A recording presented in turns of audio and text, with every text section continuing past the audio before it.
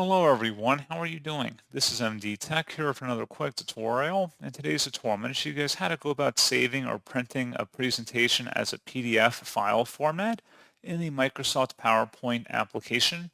So this should hopefully be a pretty straightforward process, guys. And without further ado, let's go ahead and jump straight into it.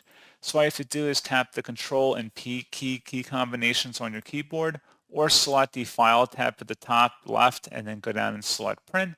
And then underneath Printer, click the drop-down and select Microsoft Print to PDF, then select Print, and then you can select where you want to save that file on your computer. You can input the file name right here, what you want to save it as, and then you would select Save. And again, make sure Save as type should be PDF in here. You would select Save, and then that's pretty much all you'd have to do.